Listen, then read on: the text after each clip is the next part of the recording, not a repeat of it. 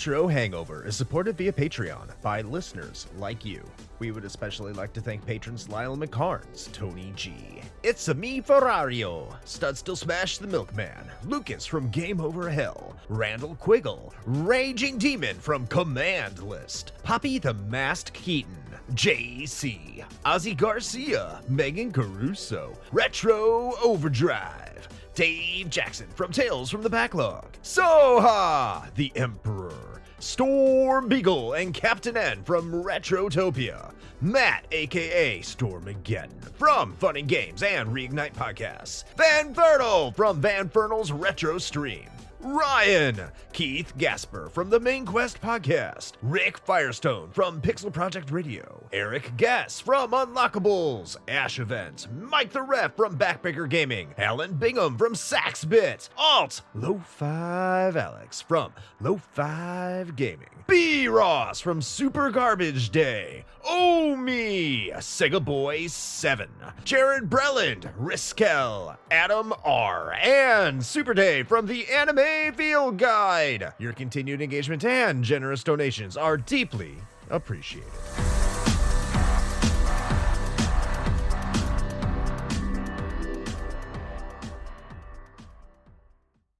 Open your ears and crack some beers. You are listening to the most recent episode of Retro Hangover.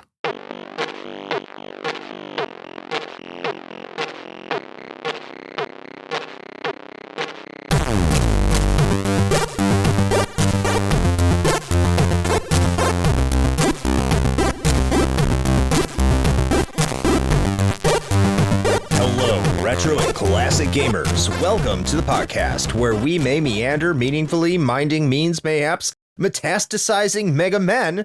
This is Retro Hangover. I am your co-host, Chris Copleen, with Nintendhost LP Tyger. And, as always, your host, Six Dick Master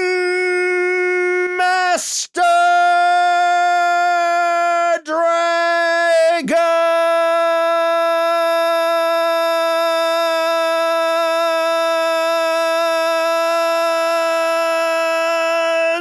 Salter. I don't like the idea of the metastasizing. That seems concerning to me. You know, based off the off-air conversation, I think metastasizing's a great word for you for this episode, though. I need a definition, please. On what? Based on what?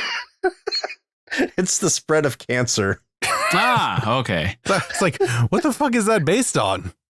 I don't know, just kind of the feeling I got. Oh, you just got a cancer vibe? Okay, great. Yeah. Love that. You felt something felt something that might be cancerous today. Yeah, the Gorp found a lump. found a lump in his thumb after fighting the Yellow Devil. Wow, this got weirdly offensive in like more than one way real quick. I'm staying quiet for a reason. Wait, how is that offensive? Oh, I see. Never mind. I didn't make it that far, but here we are. Yeah. The Yellow Devil, you say? Yes, that's his name, isn't it? What were you thinking of? Whose name? Their name. Their name, Tiger. I'm happy to be back. Yes, it's great. It's great to have me on again. Welcome back, Tiger. Yeah. Very happy. I'm glad I'm not the Yellow Devil. I mean, yeah, I just go with the flow, man. Happy to be here. Well, I would never think that. I don't know about Shane. He seems to think all sorts of weird things today. But we are glad to have you back, and it's a Nintendo game. It's actually a Nintendo game. Debatable, maybe? No? I mean, ultimately. Not really. I mean, I started there, yeah. I guess that's where we're starting. Yeah. Yeah, we are starting with a Nintendo game. Shane, are you ready to talk more Nintendo games? I mean, I'm always ready to talk Nintendo. Sure. Yeah. Well, because today we are talking Mega Man for the Nintendo Entertainment System. Rockman. that too, and that was the Famicom name for that game. No, so I hope you're all excited. rock, man. No, you rock, man. You rock, man. You roll. That's a different one. Oh, It's girl. yeah. But anyway, welcome to the Retro Hangover podcast, all of you listeners.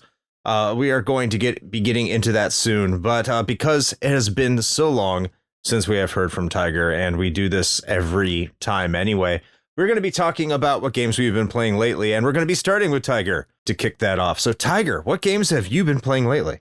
I've been playing Pokemon Pokopia for the Nintendo Switch 2. It is an amazing game. I've played over 100 hours, and all I've done was created houses and grass and flowers and over hundreds of Pokemon. Yet another millennial simulator because nobody can afford houses. If you haven't seen the game anywhere, you're just in a hole. But like, I literally was just watching. I have not been excited about the game at all. I didn't care. I already knew that game wasn't for me. And I watched Lindsay play like for the first 5 days, and she just could not stop playing. And I saw the appeal, and I was like, I kind of want to feel what this feels like. And then I bought the game, and then, 100 hours later, I'm like still excited about how magical it feels to put a bunch of blocks in a square and then put a door on it, and it says it's an empty house, and you can put Pokemon in it to live in it, and it's just a magical feeling. The game is a magical game. Yeah. That's really all I have to say about it. Although to fast forward, and we can come back if you'd like to. I've most recently been playing, to go with the Capcom theme, Pragmata on my PS5, and that is a wonderful game as well. I imagine if you have kids, it'd probably be a little more special for you. Not to get too much into the game, but it's an excellent like shooter, kind of creepy. Actually, weirdly, has some jump scares and some horror elements in it. This dude on the moon, and you have this daughter robot character that helps you, and then I kind of like the idea of playing a puzzle game while you're trying to shoot things. It has a little bit of a multitask element in it. If you don't know what I'm talking about, just look at the preview. But I really, really enjoy the game very much. And I beat it. It was like a 15, 20-hour game, which is great for someone like me who is in their 40s and don't have much time to do shit. You have time to play Pokopia, apparently. Yeah, you know what? And the excuse there is I needed some chill time. I've been stressed the F out. And it really hit. Like if I'm over here like with my Samsung watch, my health watch, and I literally see the difference of stress levels. If you look at the chart, the day I started playing Pokopia, for the next like 2 weeks, my stress levels were down. You have to tell me where to find the stress levels on that. I have one too. Now I need to look. Do you? Okay. I do. I mean, you can probably we'll talk about it offline. But yeah, it's in there for sure. Yeah. Mm-hmm. So it sounds like what Pokopia is Animal Crossing with Pokemon. Yeah, with you can kind of see a lot of inspiration from Minecraft as well. But that's definitely it's actually made by the creators of Dragon Quest Builders. So you really feel like when you made a house in Dragon Quest Builders, it's literally the same feeling when you throw a door on the building and it magically makes it a house and it knows it's a house. So there's a lot of that with Pokemon themed areas and such. So yeah. Second question. I'm going to just misdirect here. Shane, don't you have a house? Yes. And okay. Just wanted to clarify that. And so the fuck do you? What's the point? I wasn't the one who said no one had houses. And statistically, a lot of people don't. Well, at least Tiger, do you have a house? I mean, I live in one and I own it. Yeah. So that's 3 out of 3 Technically, millennials. I guess on I this We're all podcast just own here a house. talking from our fucking ivory tower. I guess I own 2 houses because I own a condo and a house. So, but I kind of blame it on the fact that I'm in my 40s, and if we were in our 20s, it probably wouldn't be so great. But, should 20-year-olds have houses? I mean, I did. You did? Oh, lucky you. Yeah. I wish. Yeah. No, I guess I technically did too. I had my condo. Anyway, yes. I don't know what point I'm Millennial proving. simulator. No one can have houses. 3 out of 3 millennials have a house. I think this this is podcast. just selection bias. I mean, we and were lastly- working for the government, so That is true. That is Yeah. true. yeah. Well, Shane wasn't. Well, that's meant us. Yes, we were. Yeah. Yes. Uh-huh. They pay us to get houses. At least where I was. You did, yeah. Yeah. Oh, and third, did Pragmata make you want to have kids? Because I heard that on the internet. Absolutely not. Okay. Yeah, There no, you go. like that. Dispel rumors. It's like when people like see me on vacation and I'm having a great time. They're like, I'm living through you when they're like having kids, and that's how I see it when I see people and see like great moments with people that have kids. Like I'm living through you now too, and There you go. That's- With Pragmata. I was living through Hugh in Pragmata with Diana, even though it wasn't really his daughter. Blah blah blah. blah. I don't have to get into all that. Yeah. Shane, Yes. what have you been playing? Apparently playing fucking Mr. Moneybags, like I'm cosplaying as a boomer or some shit because I own a house. I don't know. You had one in your 20s too. Yeah, I mean I did, but that was like a whole different thing. We don't need to get into that. 3 out of 3 millennials had houses in their 20s on this podcast. Times were good 20 years ago. Yeah, Yeah, they were. that was a while A ago. little better. Yeah. So anyway, actually, let's see. That was pre 2008. So Yep. I was Thing. going to say, and then we Yeah, got it was. ruined. And then it was an It awful did. idea for a good, like 5, 6 to 7 years. Yep. well, at any rate, I ain't been playing shit because I've just been busy. Like I was on a work trip to a conference all last week at the time of this recording.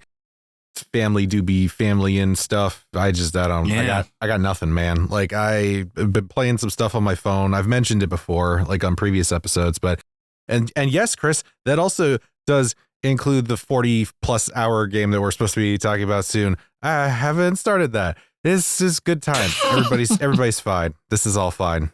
How are you? Hooray. Well, I beat the 40-hour game. Hooray. Because I decided to beat the 40-hour game. I have not played anything else. I have played this game and the next game we'll be talking about. So I have played the next 3 games for the show.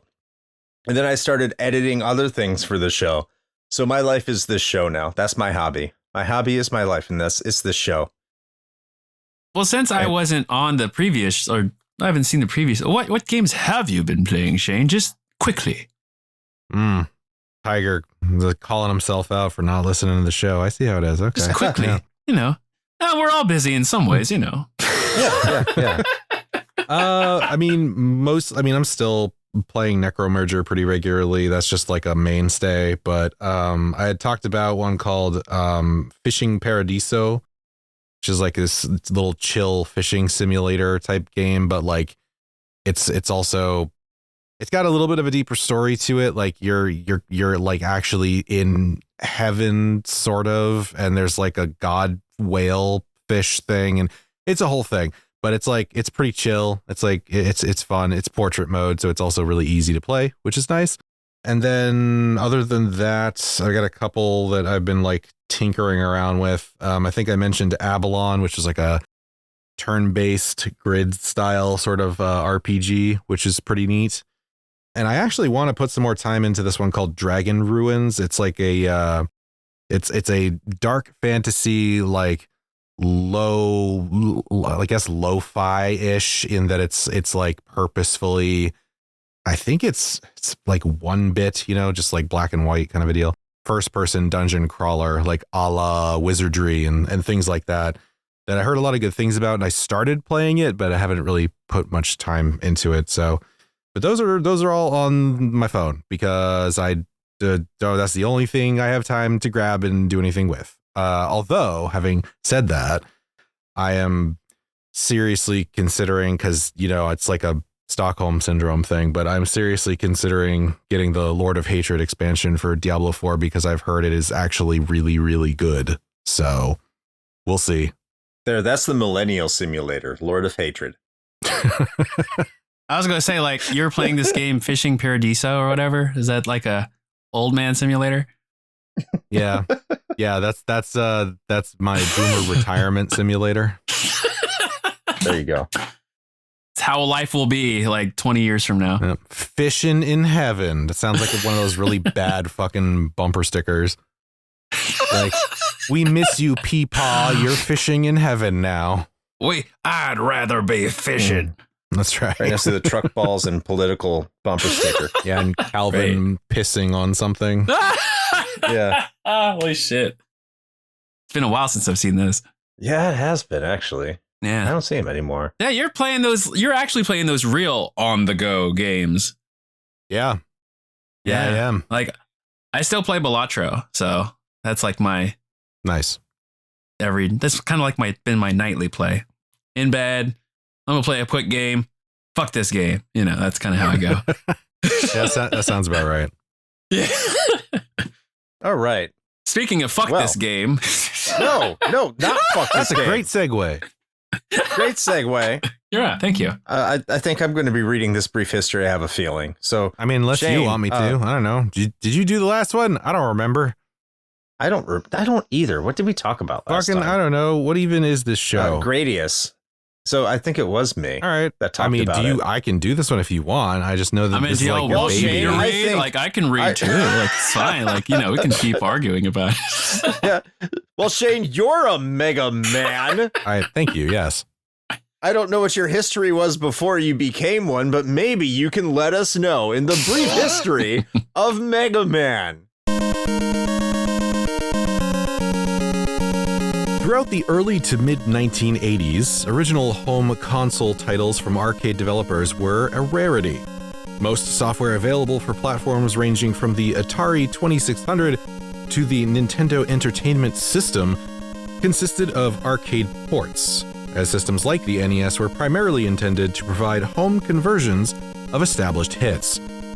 However, by 1987, the industry landscape shifted.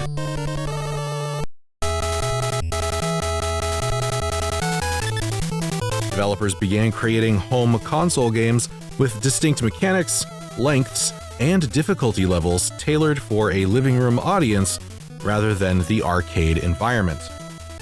During this period, Capcom functioned as a prominent arcade developer that typically outsourced NES ports to smaller firms, if they produced a home version at all.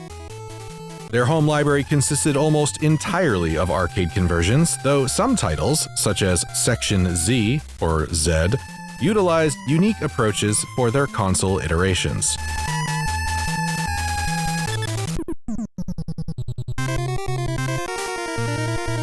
Seeking to innovate, Capcom established a dedicated team to develop an original game for the Japanese market. This group, composed of just 6 members, was largely made up of young talent with limited experience, such as director Akira Kitamura, whose primary background involved directing the NES version of Trojan, and artist Keiji Inafune, fresh from the Street Fighter team. Inafune's character designs were heavily influenced by the anime Astro Boy.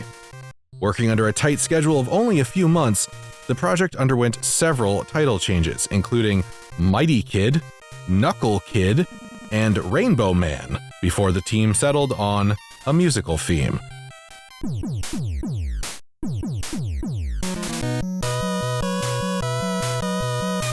This led to the birth of Rockman, named after the protagonist Rock and his sister Roll. Rockman launched on the Famicom in Japan on December 17th of 1987, with a North American release following shortly after under the title Mega Man, a name change insisted upon by a Capcom senior vice president who disliked the original name. While Famitsu provided a modest review score of 24 out of 40, the game's commercial performance in Japan was strong enough to justify an unplanned North American localization. Despite initial struggles in the US, often blamed on its poor box art, the game's success eventually spawned a massive franchise with over 130 titles that remains active to this day. And that is your brief history of Mega Man.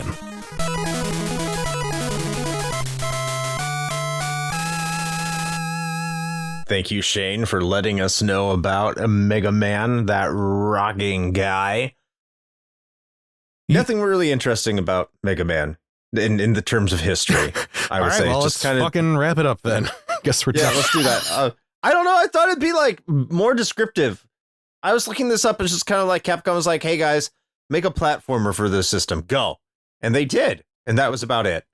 Well, you know, the one thing that I had found out about this that I was interesting to me was that we mentioned the box art, right? Like almost everybody, I think, is aware Mandatory. of that. It's mandatory. Just awful artwork. And I've always just like assumed that the artist was just total shit or whatever. And it's actually not entirely true. He kind of got put in a really bad position where they only gave him like this really, really short amount of time to make the box art, and also gave him zero context for what the game was like other than basically the name.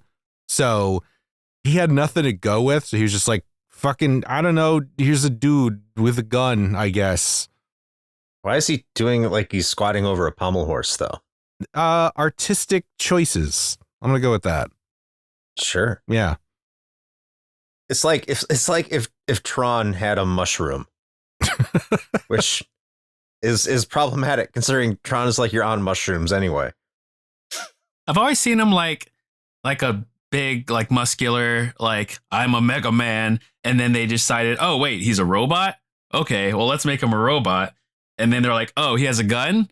Okay, well we'll just put it in his hand, and then I was like, they just gave it to them as concept art, and they're like, perfect, we'll use this. I'm surprised they didn't go like the RoboCop route. That would have been cool. RoboCop? Oh, I know RoboCop. I'm very familiar. Yeah. Mega Man shoots off a guy's dick. That would have been like the most anime thing ever. Why does it feel like that was awkward? I mean, how do you follow that up? I don't know. You talked about a penis. I feel weird. Yeah. Well, I hope it doesn't feel weird, but that's not for me to decide. But Guts, I mean, I could see Mega Man shooting Guts Man in the dick. Oh shit. Okay, I just double checked and it was even shorter than I thought. So the artist, by the way, your dick? Mark Erickson, they gave him 6 hours to do the box art. Well, that explains it. Yeah. Oh wow. 6 hours. I mean, it's either a lot or a little, depending on how you look at it. I mean, I don't know, Are man. we still talking about penises? 6 hours of dick. Now on DVD. It's probably out there. I think that one would probably count as a double feature, though. You know, when I was coming on for Mega Man, I didn't really know what I was getting into. You knew. You knew. All right, let's get into our personal experiences. Oh, yeah, that's right. About Mega Man. Shane, let's start with you. What is your personal experience with Mega Man? Just nothing but frustration, mostly. Okay. The Mega Man series as a whole, right, is something that more or less my entire life, everybody has been like, oh my God, these games are so good. This was such a part of my childhood. I love the Mega Man. And he's so cool with his blue armor and the pew pew and the dog. And I'm like, all right, like I get it. Like he looks kind of cool, except for that box art. And like in theory, it might be neat. And then every fucking time I have tried to play this game, because I'm like, you should start in the beginning. You should start at the beginning, right? Like I need to know where this started and where it came from. And And every time I'm like 15 minutes in and I'm just like, oh, right, fuck this. And like, that's pretty much how it goes most of the time, except for this time because I forced myself to play through it I spent like $40 on fucking Steam for the Mega Man Anniversary Collection because I'm such a big Mega Man fan. And I was like, I want the rewind and all the cool stuff because this is neat. And I used it a lot because this game hates you. So what? There you go. I can't believe you spent $40. It's like somebody missed the Humble Bundle. Yeah. Yeah, I missed things on sale like all the time. Yeah, well, when we were fucking recording this, it was not on sale. So don't you have like That's fair. you have a 3DS, right? Yeah. And you hacked it, right? Yeah. I mean, no. I mean, it's on there. Yeah, with like rewind and like all the cool features. Yes. Well, god damn it.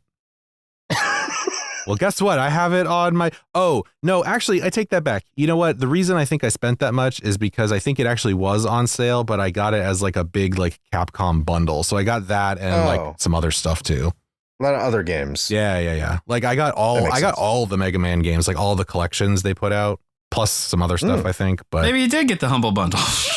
Fucking, I don't know, but whatever. That's exactly what it was. I spent money on this and yeah. It was, yep. Hell yeah, you did it. You rock, man. I sure rocked the man. I rocked the man. Shayna's wily purchases. I guess I'll go next. I have no idea what Tiger's going to say. I don't know if he has a deep history or a shallow history. We'll find out. But my own personal experience, this wasn't the first Mega Man I played. I think I know I played 2 and 3 before this. I'm pretty sure I played 4 before 1. But I did play 1 before the remaining 5,000 of them.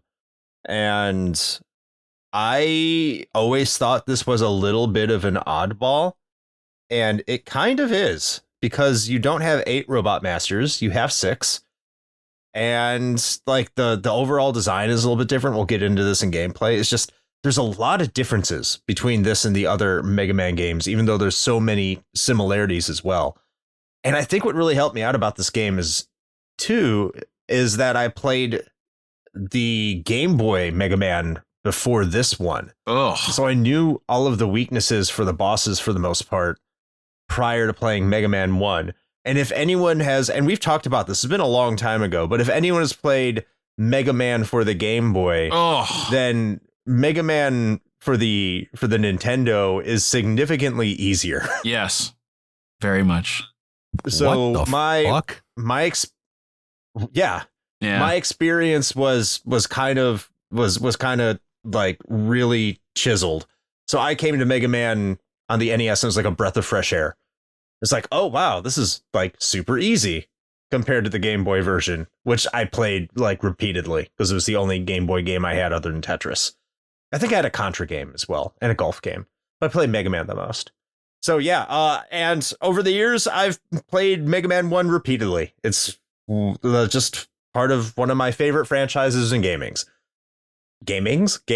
So yeah, that's my personal experience. Never owned a physical copy until the past year, and I never owned an NES copy, but I do now have a Famicom copy in its beautiful blue shell. I like the fact it comes in a blue cartridge. I think that is badass. All right. How about you, Tiger? So my memory with the original Mega Man, it's somewhere probably in my early childhood, 5, 6, 7 years old. Probably a Blockbuster rental, probably over at my friend's house. If you've heard the other episodes of Old Retro Games, probably the same friend house that I mentioned before. I specifically remember, like, as I was replaying the game, as you climb the ladder or when you go through the gate the first time and then you have like the extra portions of enemies, like those are the parts that I weirdly remember the most when I was a kid.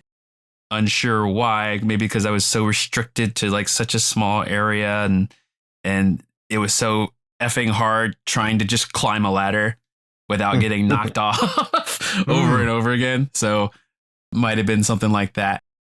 I mainly have a so-so memories. Like, I don't feel great about the game. I didn't feel awful about it. It just wasn't like, it wasn't Mega Man 2 or 3 or that's kind of how I always seen it. Like, it was always the Mega Man that I wasn't wanting to play. And I have a lot more to say about it, but I want to wait till gameplay. I want to kind of jump on what Shane was saying, because my personal experiences with other people playing Mega Man, like any Mega Man, either goes one of two ways. Either it's my way, like you just play the game and you enjoy it and you figure everything out, or two, between 5 and 10 minutes, they say, fuck this game, and they never play it again because it's not for them. Regardless of what the not for them is, whether it's a can't jump, can't aim, can't, they don't like the way it moves, don't like the way it looks. I've always seen it's kind of like it's a certain type of game that says if you can beat this game, then you can play all of these other games that are similar to it.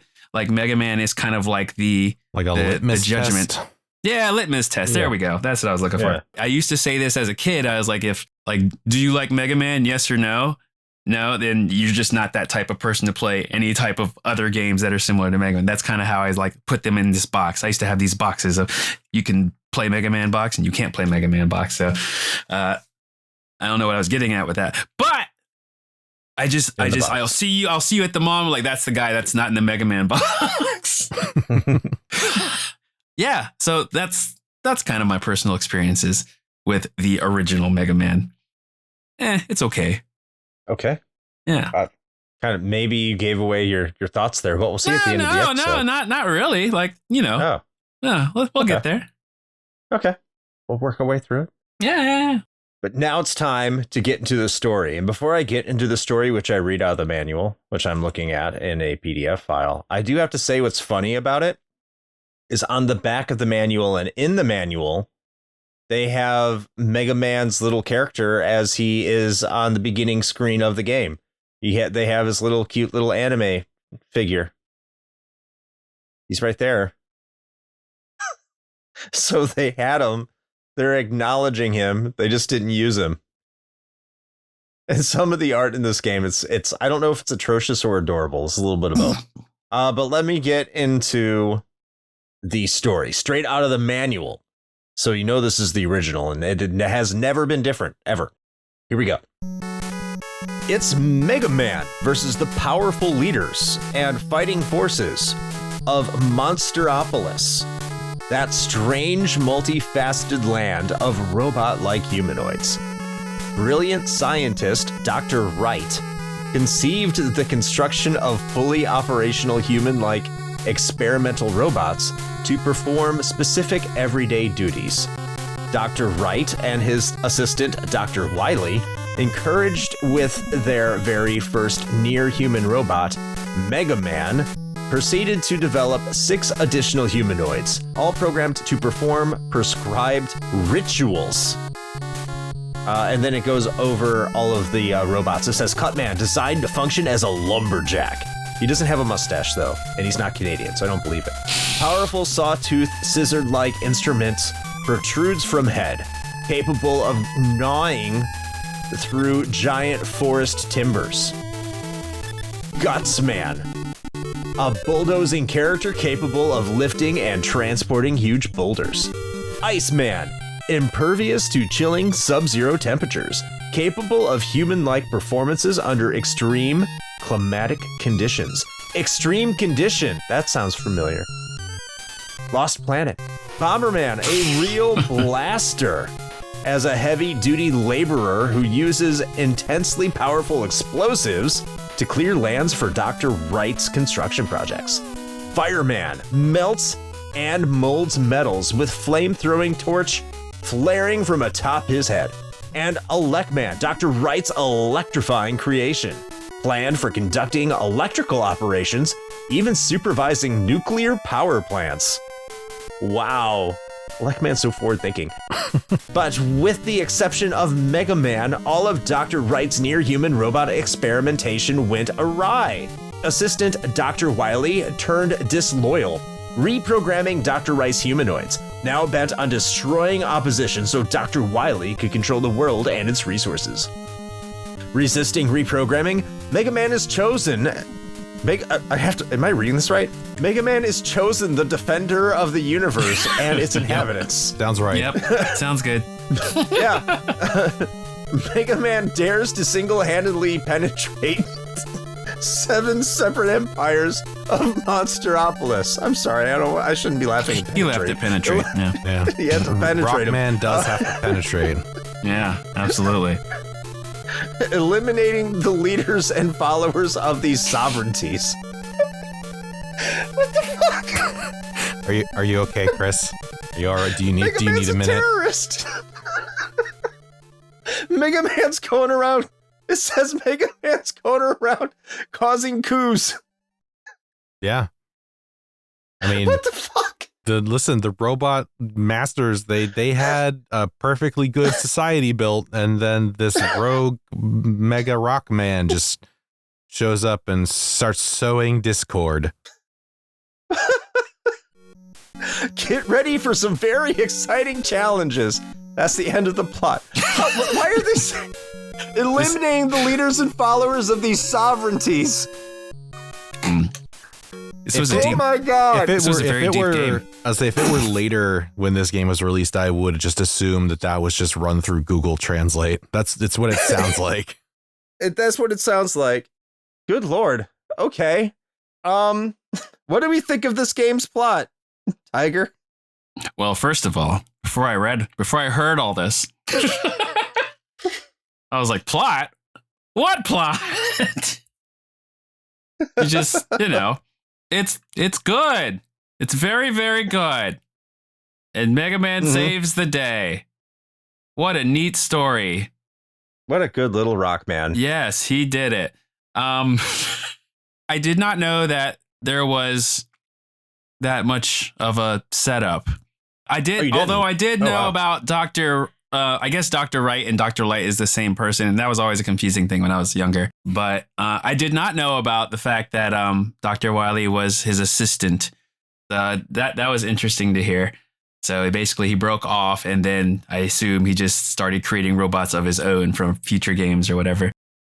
Definitely did not know that there was anything called Monsteropolis, and that is an odd name for this story. Yes. Yeah, I assume it wasn't put in the game for a reason. They just came up with that name after the fact. And I'm also thinking what about this story? I mean, what was Japan's story? Is it the same as this story? Is this just localized to be this way? Yeah, it's very similar, actually. Oh, is it? Oh, okay. Yeah. But yeah, that's neat. It is. That's all I got. Shane, what's your thoughts? It's it's man, I don't know. I don't know. This game might be too woke for me now, I don't know. Well, that's why he was Rainbow Man at one point. That thought had crossed my mind, actually. I was like, if they had left it that way with this story, man, what a progressive game, especially for what are we, 40 years ago now? Good Lord. Yeah. With all the penetrating too. Yeah. And the sovereignty. I honestly, you know what? I'm just hearing Mega Man is a gay icon. That's what I'm hearing.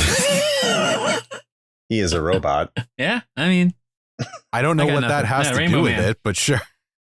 It was either they wanted to call him something kid. There was 2 kid names. I don't know. And Fist Knuckle Kid. Oh yeah. Yeah, Fisting Kid, Knuckle Kid. Oh my God. I mean, wasn't there a G.I. Joe named Fister or something? I'm pretty sure there was. Maybe. Inspiration comes everywhere back then. Yeah. Everywhere. Everyone loved the fist in the 80s. Apparently. when you're on a speedball of coke, maybe a fist doesn't feel too bad. There's a lot of silence. It sounds like both of you know. I'm not going to ask.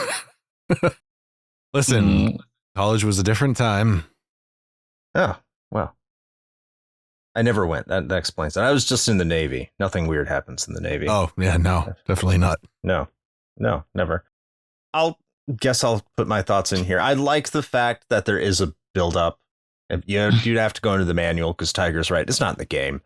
There's no way to know. But I do think there's like plot elements in later games that a lot of us in North America didn't get. Like all of the Mega Man games have a little subtitle except for the first one, which has to do with the game's plot, which is almost never explained in the Mega Man games until the later ones. So having this build up and knowing the lore is actually pretty cool because all of the robots here are like made by Dr. Light, and like the numbers. So like Proto Man is 000. And even though he's not in this game, he's not there until 3. But, Mega Man is 001, Roll is 002, and then Cut Man is 003. And they're all numbered based off Dr. Light creations, which is nice. It's cool. So if you see that in the lore, it's something that I definitely dig. I do think that is an interesting aspect. But aside from that, it doesn't matter. You don't need to know any of that. All you need to know is that you have 6 robots you got to fight and you got to kill them and penetrate them and fist them. As Shane says, that makes you a gay icon. Listener, you let me know if Shane's right. One thing I definitely know is that Mega Man and Mario games and a lot of other games back then set me up to not care about games and what stories they had to tell. I just wanted to play the game. Yes, I would agree with that. Agree. Yeah, that's why I was surprised mainly. By the way, Shane, there is a Mega Man enemy that does let you shoot a fist into other enemies. As I would expect, yes. Do you want to know what his name is? Fist Man? No, it's worse. Is that Hard Man? It is Hard Man. Hard You want to know Man? if you get Hard Man's weapon, you know what Robot Master has a weakness against that weapon? I don't know, Hole Man? No, it's worse. What? Top Man. That is true. That would be a weakness. It's ineffective against Bottom Man though. They haven't made Bottom Man yet. I used to always start with Top. Never mind. Let's not. We'll get that at Mega Man 3. Yeah, we're not there. Forward to that. Yeah, we're not there yet. Yeah. All right. Speaking of weaknesses, let's talk about this game's gameplay, and I'll briefly go over it for those who do not know what Mega Man is. You are a blue little robot. You are playing an action platformer where you run around and you shoot pew-pews with your arm. They're like little lemon drops that come out of your arm, and you jump and shoot and climb ladders on your way to a Robot Master, and then you kill the Robot Master and you get their weakness. And then you can use that weakness against other Robot Masters. These stages you can select at the beginning of the game. You have 6 to choose from. You can play them in any order. However, usually is recommended based off the weaknesses. And then you get a set of linear stages towards the boss that is Dr. Wily. There you go. That is the basis of Mega Man. Jump and shoot. Jump and shoot. So we'll start with Tiger this time. What are your thoughts about the gameplay of Mega Man? Okay, so it's funny because I mentioned that I was doing a project of playing through like top games from starting with 85 on, and I had actually gotten to, like, this game came out in 1987, and I had gotten to the year 1987, and just playing through all the games that I played through, the main thing that I noticed, and I'm trying to really think about this without knowing about the other Mega Mans, because I think that kind of ruins how the original Mega Man comes off, or maybe not. I don't know, but Mega Man, just as a game in itself, moves and shoots really well, and it's really crazy how how difficult it was to find a decent game that did that back in 1987 or prior to. And I just want to mention that because even though it's really not that great of a game in comparison to like the large NES lineup, or even in comparison to all the other Mega Man games, I think it set the stage. And one of the things that I hate about Mega Man, the original Mega Man, is and it's really slight.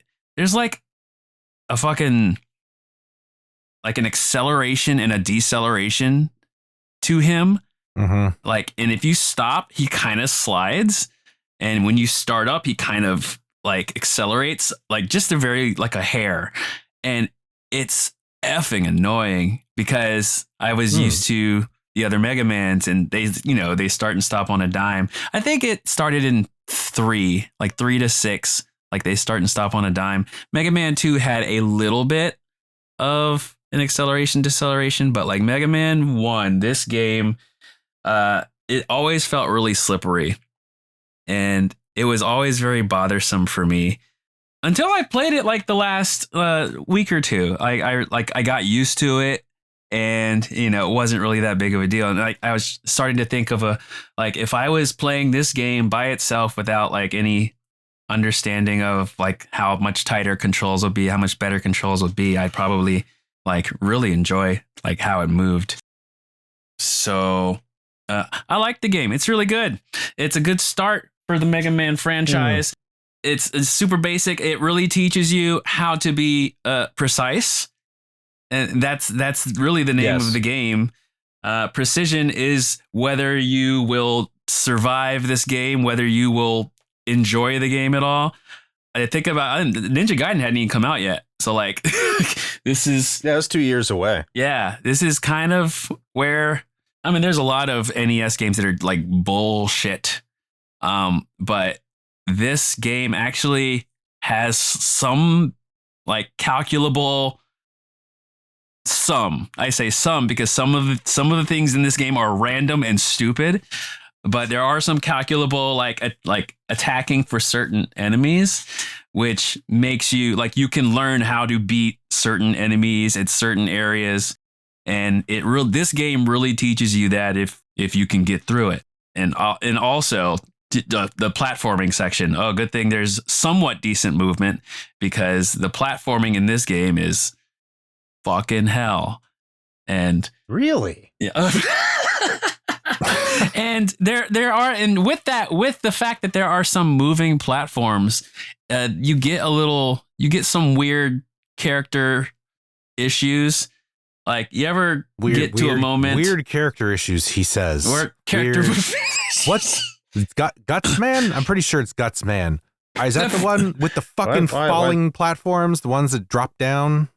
Oh yes, that is a rite of passage. Dude, there it is. That is a rite of passage level. Oh my god! No, that's it. That is a stage that I think is infamous among anybody like our age that played the Mega Man games. That is the stage that's like it's time to separate, as we used to say, time to separate the men from the boys. If you can make it past that part, like you were good. Yeah, because that was a wall for many Mega Man players, and opening part of Guts Man. Oh yeah, God, that sucks so much. Cool. I can do it like super easy now. This is okay, Shane. Yeah, so Shane, we and myself have talked about. I'm pretty sure Tiger has too. Games that you've just played so much that they're easy. Like you don't understand why people think they're so difficult. Yeah. Mega Man 1 is one of those games for me. Like I hear people say it's really hard, and I'm like, what the fuck are you talking about? Like this, I don't see the issue.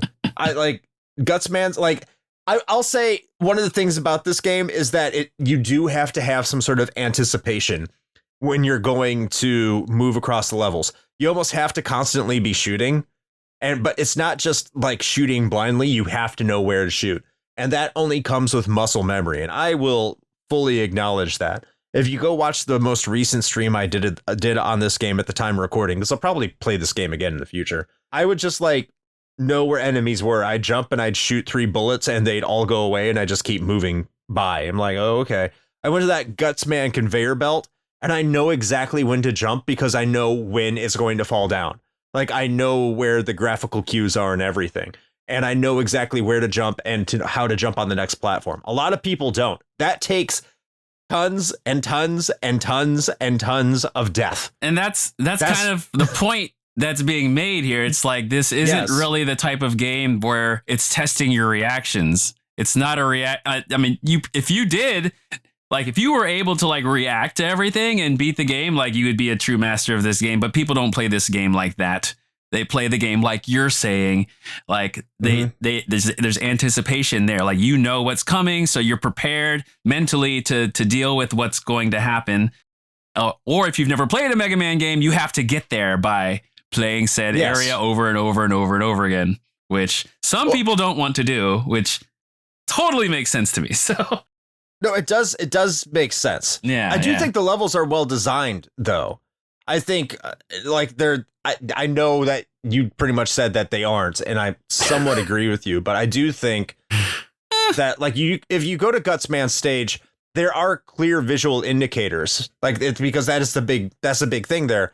There are clear visual indicators when that arm is going to drop. Yeah. Okay, for sure. But see, my issue is not the indicator. I figured that part out. My issue was that like specifically the jump from the second one platform onto the third one at the very bottom.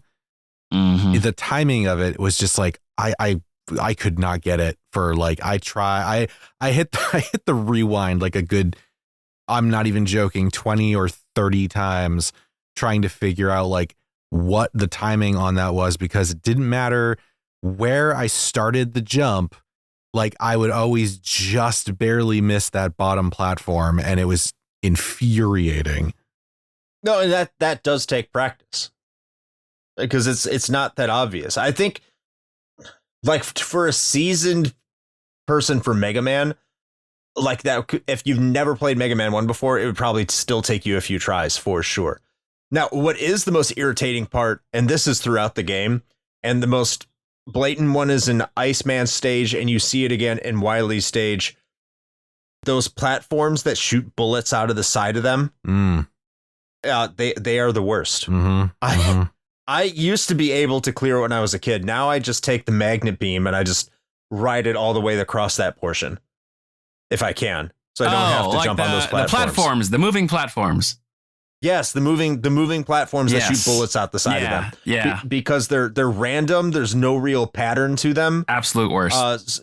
Yeah, they are terrible. Yeah. Those are terrible gameplay design elements. I will freely admit that. And then they're awful. Like, you got past the first part. Okay, well, the second part, we're gonna throw some flying penguins at you. Let's see you get through this. Yeah, that's pretty difficult. But here's the other thing I do like about Mega Man.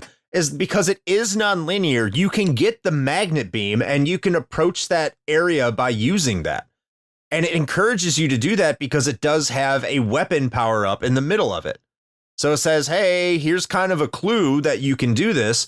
And a lot of people may not pick up the magnet beam because maybe they're not playing in that order.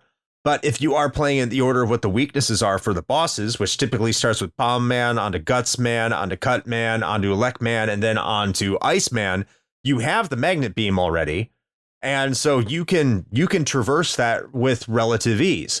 But it does reward players that experiment that way. So in that aspect, like I do appreciate Mega Man for introducing that. Even though by the time you're doing that, I think for most players, it's a little bit more difficult to do because you're probably experimenting with all the different robots.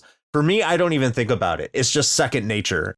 I have no issues. I have some things to say about the Wily stages. They feel a bit rushed, but before I get there, Shane, what's your main takeaway? I know you started kind of talking about it already. As far as gameplay is concerned? Yeah, we're still talking gameplay. Yeah. I mean, I've by and large, I feel like we've covered a lot of what I had already thought about it, to be honest. It is absolutely one of those that, if it had been something that was in my collection of, whatever 8 or 10 games that I had as a kid, that, yeah, I probably would have played it over and over and over again to get really good at it. I mean, I did that with, Super Mario World, Contra 3, like a couple other things. So like, I get it.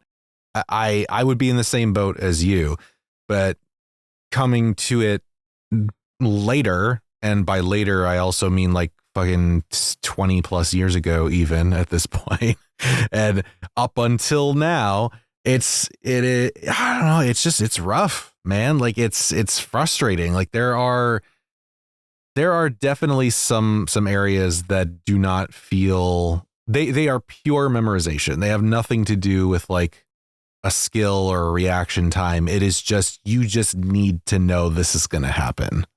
Mm-hmm. Which, you got to think about like the way that game design has evolved over the years. We've come to expect something a lot different. So you have to, or I suppose, have to look at it with that lens. But, like climbing up a ladder that transitions into a new screen and immediately getting shot in the fucking face is like, okay, cool.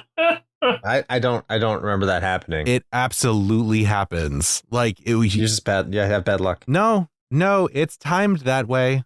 There's one specific place I had in mind that does this exact thing every single fucking time you transition into that screen, where there's a little cannon to your left when you climb up the ladder.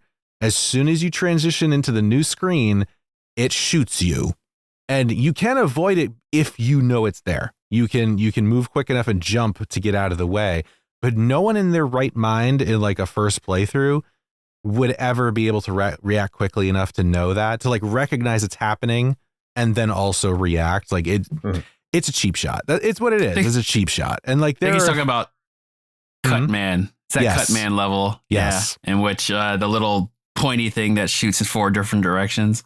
Mm-hmm. Yep. Yeah, that thing. Yep. It immediately just blasts you, and you get, and not only that, like the way that the game works, when you get hit, you get knocked off the ladder, which means you fall back down into the previous screen, which respawns everything. It's a whole thing. So yeah, I don't know, man. Like some of it definitely is pattern recognition, especially with like some of the boss encounters, although some of those feel really fucking like twitchy and random too. But yeah. Yeah, go ahead. I was gonna say some of these bosses don't really have like true patterns. Some of them are just mash, pretty much, and please kill them. Yeah, and I wanna. Fireman's a motherfucker. Yeah, Fireman. I fucking hate Fireman. He's a pain in the ass because you get the flames that come out of the ground that are exactly where you are, right? And then he's constantly shooting something at you. So it's almost like a war of attrition with him. It's literally impossible to jump each and every fire that comes at you. And yes. Yeah. And I try to figure it out and there's nothing. And so just mash ice and win. Yes. Iceman can be trickier too, because you have to like time the jump precisely when he shoots 3 at you. Yeah. It's way too precise. Game of precision. So yeah, it's like basically the second and third ice. You jump in between that. Yeah. Yeah, for sure. And a Lekman can kill you in 3 hits. I didn't know that. 2 hits. 2 or 3 hits. Yeah, he can fuck you up. Like if you're not prepared for a Lekman, you're dead. You almost I've seen Buster only runs. But if you don't have cut, like you might as well, like if you're inexperienced, you might as well roll over and die to a Lekman.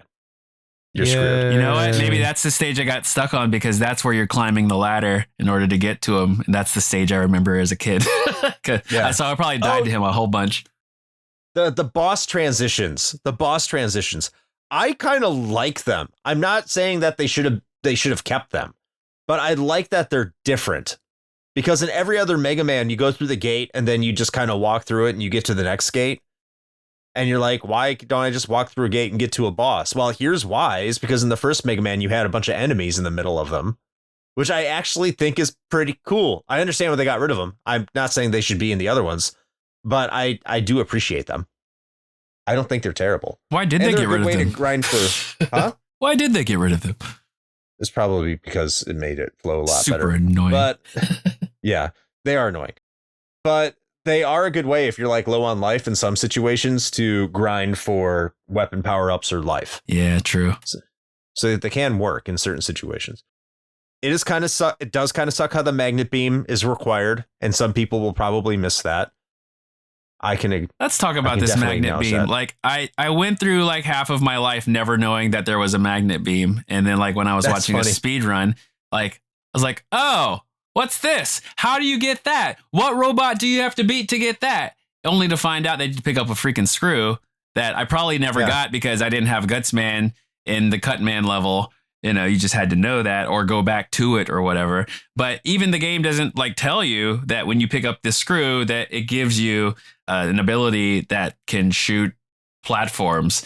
It tells you in the instruction manual, but you know, if you're renting it from Blockbuster, you just have an M show up in your pause menu, and if you don't pause very much, like me, because I like using the Mega Buster, you don't even know it's there.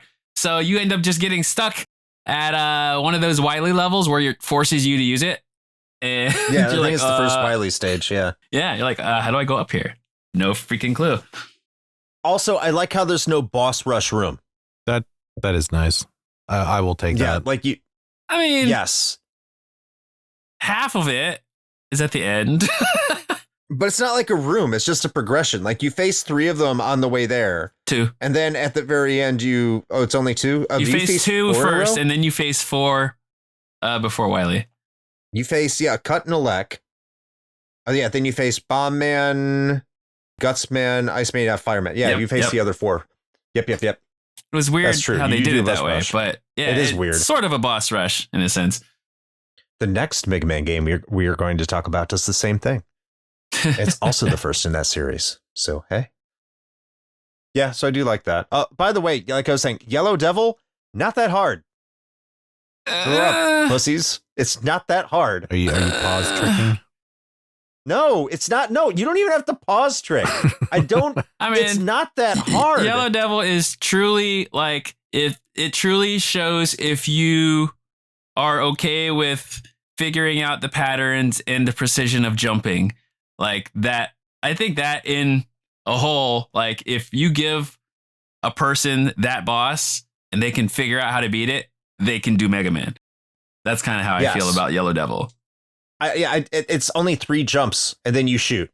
3 jumps, shoot. I mean, that's all you do. It's not all you do. It is all you do. So there's the jump, there's the small jump and the large jump, and then you have to avoid the third thing that's in the air. Like those are specifically precise jumps. Okay, there's 4 jumps. So you got to do the little jump, you got to do the high jump, you got to do the long jump, and then you got to do the jump and shoot towards the side with the elect beam, and then repeat. Yeah. But like once you find the pattern and you can repeat, and that's kind of like, you know, that is Mega Man in a nutshell. That's like that boss is telling you this is how you play Mega Man, but now do it with the whole game. Yeah. So that's not even the hardest boss. The hardest boss is your clone. You don't think so? Like, I understand you just equip fire and you just keep on using the shield to shoot at it while jumping. Yeah, that's exactly what I did. Yeah. It's like, it's just a patterned, like he comes close to you, so you shoot and you have the shield. So like he gets hit and you just do that over and over again. The bubble monster's bullshit too. Yeah, it's one of those where you're just going to die until you're like, okay, well, let's Buster it first because it's so freaking slow. And then like guts it to death. But one thing I learned on this playthrough is like if you screw up the guts man and then you die, if you go back, you get it back. All those bricks are gone. They're gone. Yeah, so now you're really screwed. Yeah. Now you have to die and get your guts back. Yeah, it really sucks. I'd like to see a Buster only for that. That's wild. Yeah, it is wild. I think Elec works well on it too, but if you use Elec on it, Elec also destroys the guts blocks. Oh, that's interesting. So you better make sure Elec works, because Elec works on everything. It's like the metal blade of Mega Man 1. It's like it's so broken because it goes in 3 directions and kills everything. I do love using the weapons in this game at various places. Well, I like using Elec. That's the one I like using. Yeah, I'd say that's probably my favorite because it's quick and powerful. Yeah, everything else is relatively useless. What about you, Shane? No, I pretty much agree with that. Yeah. I couldn't believe how quickly I beat Wily. On my last here he playthrough? goes again with the flexing. No, go watch my last. I died to Wily twice, and I'm like, I'm just gonna. What is it? The first form you use flame, and then the second form you use elect, and I just like, I think I got hit twice. I'm like, I remember this battle being way more difficult than that. I remember dying to him a lot, and I just like smoked his ass. I have no idea what happened. You just got better. I guess that's You're it. so Transcended. good. I'm You're just so good this at game. Mega Man. You are a Mega Man. This is like Shane. Now I know how Shane feels like when he's talking about Contra. Like, why aren't you guys good at this like me? except for that second overhead level, nobody's good at that one because that boss fucking sucks. Yeah, that's the Iceman stage with the platforms that shoot bullets out of their ears. Fuck that stage. Anyway, I had a good time. Points are useless. I don't know why they're here, but they are. Well, I mean, they So if you removed want- them in Mega Man 2 anyway because they figured out the same thing. I say back So then, dumb. like every game was like important to have points because that's what Yes. we cared about. So But normally they gave you lives. They don't. lives. Lives To shreds, you say? to shreds. I'd say lives are way more important in this game for sure. They're not important at all in this game. Excuse me. No, they're not. You don't need lives. Oh, I guess But, like, I'm the thinking points- about. I'm thinking about doing runs without game over. My bad. Yeah, that's true. What I'm saying is that the points don't give you extra lives. Oh, there's literally no reason to have points. Yes, except haha, Zero I reason. got 1 million. Yeah, I'm better than like you. in Castlevania, it makes sense. Like, because you get extra lives. Okay, got it. Like coins. Same with Mario, yeah. right? right. Yeah, Mario. The point system doesn't matter either because I don't think you get anything from points. Well, yeah, correct. It was just It's kind of like that. yeah, characteristic that eventually died out. Yeah. Yeah. Anyway, I think I'm done milking out this Mega Man. Oh, I could go, but like, Conversation. that Oh, I think we what hit else you upon got a lot then, of Tiger? it. We did. I said I could go, but I think I'm good. Yeah. Oh, no E-tanks. No E-tanks here if people want to go back. And they're Yeah, like, I was like, if you're "Where are the comparing E-tanks?" like new Mega Mans to this Mega Man, then yeah, we could go, but like, I think it did fine for its first game. Like, I would say so. It's like stuck with like super basic stuff. I kind of enjoyed the point system because when you get game over, it resets your points. So it really does make it feel like if you had a high score, you were better. So Mhm. there was that. Yeah. But ultimately didn't care and didn't need it, obviously, because they took it out for future games because no one cared. Not really. So I feel like before we move on to the next discussion point here, this seems like the right place to just throw in the little fact about the fact that this was gonna have 8 robot masters because Chris brought that up earlier. Oh, Yeah. Due to the cartridge constraints, right? The memory constraint. That's why they reduced it down to 6. I don't know what both of them were, but one of them was supposed to be Bondman, who attacked with a powerful adhesive substance. oh, Take that for what you will. that sounds fun. Yeah. Yeah. Yeah. But they were both cut. Sticky. Man. Indeed. Yes. Yeah. In Mega Man Quick to Powered it. Up, which is a remake of this game for the PSP, which unfortunately hasn't been released anywhere else. They did add Time Man and Oil Man. Oil Man. Yes. So you have that sticky substance and you have Oil Man. I think one of them was actually supposed to be one of the original ones. I'm not sure. In the Legacy collection, you can actually see a lot of the artwork that they used for the first game. If you look at some early drawings of Electman, one of them actually looks like what eventually becomes Airman. Like it had the same body type of Airman, but instead of the fan, it had like lightning bolts. Lightning So, bolt. thought it was interesting. Mm-hmm. Yeah. What's your favorite stage, Tiger, of the 6 robot masters? Stage. The one shit. hate guts, hate ice. I literally have to dwindle by what I hate. Climbing ladders, Jesus. I'd probably say Elect Man. Mainly, it's funny because Elect Man pissed me off because of the way it starts, but now I was like, oh, you can destroy those little like platform enemies that move when you jump on the platform. You can destroy them with Cut Man or whatever. But that's Bomb starting. Man. If you didn't have that, like starting that level is just hell.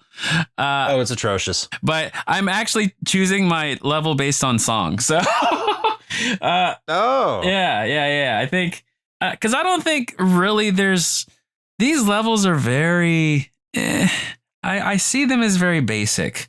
So I don't really have like a standout level. I agree with you. Yeah, like I play Mega Man 2. I played Bubble Man like really quickly, and it's just such an amazing level. Like there's so much that it shows how much better Mega Man got after the original Mega Man because it was everything in Mega Man 1's just basic. Like and I assume I don't know what they did with the memory and such, but like as the game was already, like you have 3 things on the screen and it just like stutters.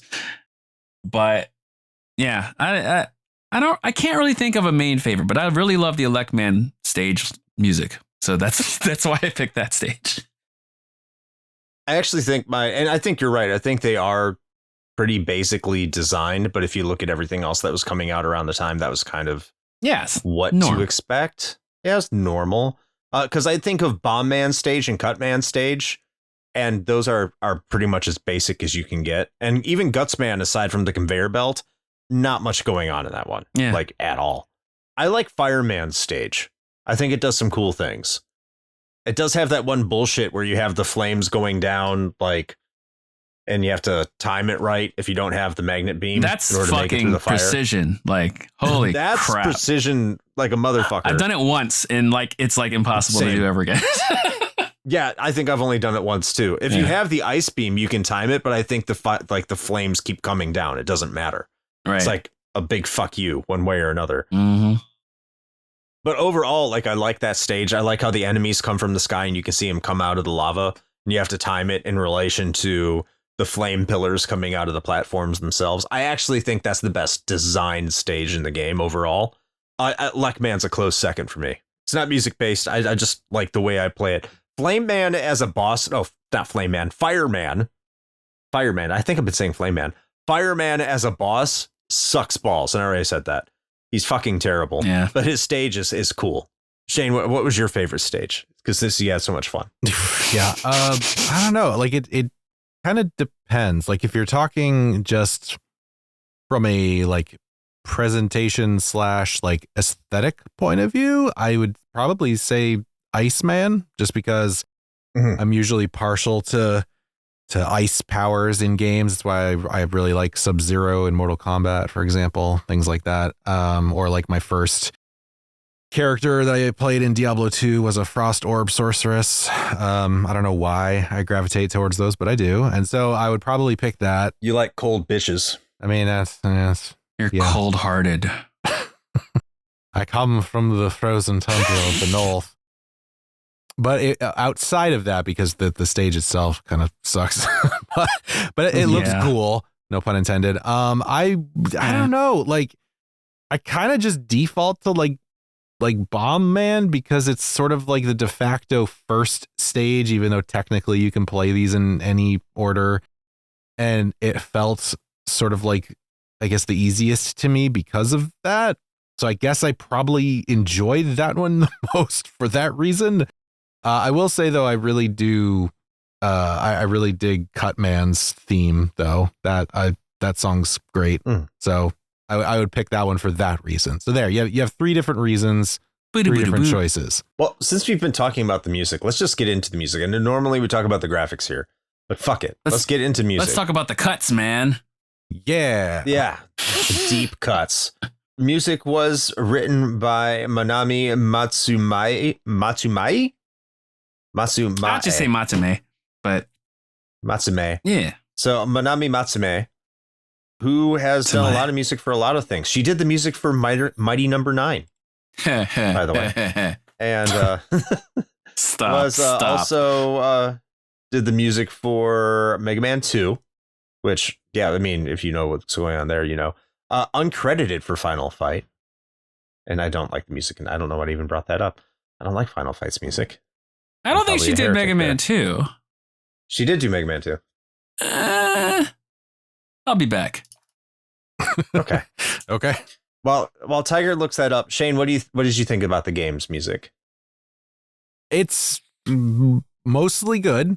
I mean, some of it is obviously iconic at this point, but while I said that like the presentation of Iceman's level I like, the music I do not. It is not great to me.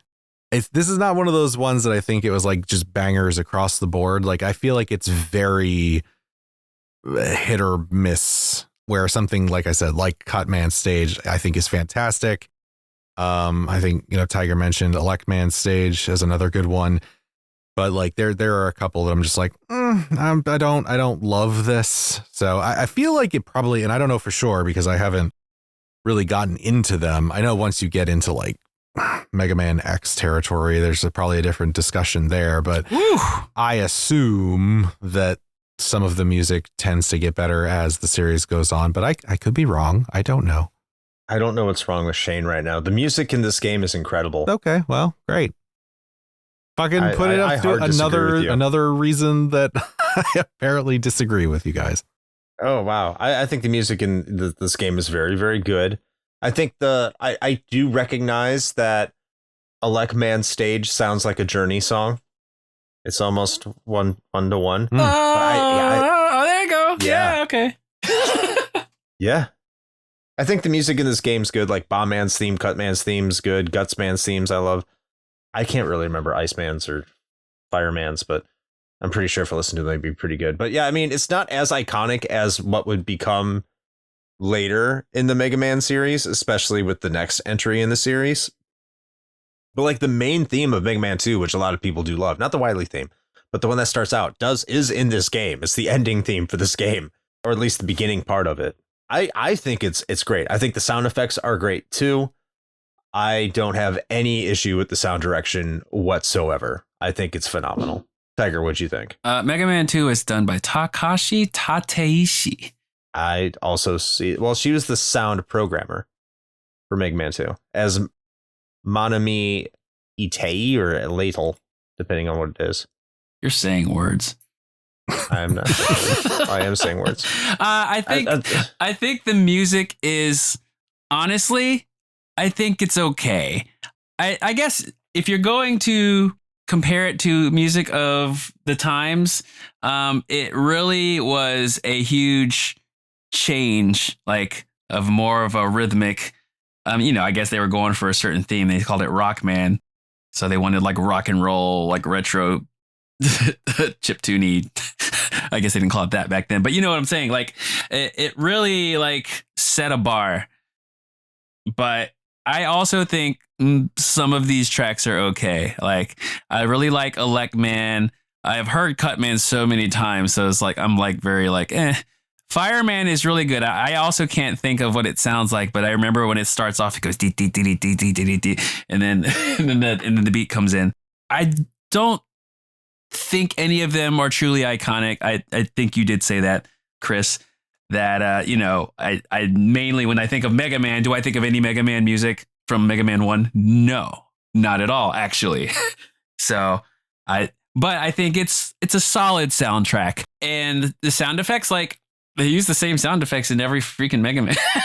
And yeah, they're good. They're great sound effects. It's like I have this nostalgia for when Mega Man lands and goes boot up or whatever. Like he just landing on the platform. Like that's such an iconic sound and a memorable one. Just the pew pew pew. The simple sounds that I don't want them to ever get rid of if they continue making Mega Man. Although I don't remember what Mega Man 11 sounded like because I didn't really play that very much. Mm-hmm. Anywho, I think it was good of them. It was proper of them to name it name the character based off of the sounds that they were creating, because I think it stands out. And it's kind of like one of the main things that stand out for me for Mega Man games in general. But then again, I'm a person that like really gets pulled in by music and sound. So there you go. But yeah, ultimately, I don't think it's an amazing soundtrack, but I do think it's good. I do think Cutman's is iconic. I can buy the rest of it. I take the back. I was listening to some music there about Fireman Stage. Fireman Stage music does suck. Wait, really? I like Fireman. I actually like that one. Yeah, I do too. I mean, to be fair, we on, like different planes here? I would say, to be fair, though, like it seems like it doesn't fit thematically, though. Like I like the song, but and I don't know how to describe this because it's just like a feeling, right? But like it doesn't feel like it fits Fireman's Stage. It sounds like a track from like an RPG overworld. Like it's good and I like it, but like it just feels thematically off to me. I wonder if we're talking about the same song. Well, I think mean, when it's it the began, same fucking game. I feel like it did fit, but then it turned into like a melody. So I kind of understand what you're saying there. Like, I think when it started, it's like dee dee dee dee dee dee, and I kind of feel like, oh, I'm in this like dark, that part fits, area, and then it goes, and I'm just like, is this okay? Now this is like a Final Fantasy thing going on or something. I don't know. But with that said, I like the song, but I kind of agree with the sense that like it doesn't fit thematically, like outside of the beginning part, and kind of like the undertone of the song. There's some like small bass parts in there that I really like. We're just on complete different ends of the spectrum on our in so many ways. Yes, I really don't like Iceman's. Iceman's is like the slow one. Like does anyone remember Iceman? Oh right, because it's not good. I think it's fine. That's what I was saying. I didn't really fine. like that one that much. Yeah. It's not the best. It's not bad. It's fine. It's okay. It's fine. Yeah, fine. It's fine. okay. Fine means not good. The IGN scale. 7 is trash. Seven out of 10. I have a friend Stage. It's too cold. I have a friend who I'll ask him about games and he says, it's fine. Like, that means it's not great. I won't waste my time. Yeah, it's not great. It's not great. It's fine. It's fine. It's fine. Gutman's, Bombman's, Gutman. You're basically giving it permission to exist. Yes. You may survive. All right. Visual presentation. You have to talk about the graphics. I think they're good. I know they're not as good as later Mega Mans. I think they're fine. A lot of flicker. There is a lot of flicker. Not a lot going on in the backgrounds at all. Yeah. But I think the color selection really, and the character animations, they really make everything else that is there pop, even if it's basic, very basic compared to what would come later, particularly in the backgrounds. But I think there's something to be said that Mega Man's sprite doesn't change in the first 6 Mega Mans, and they're still using that sprite when they went back there for Mega Man 9 and 10. So I like the character sprites, the character designs, the way they look.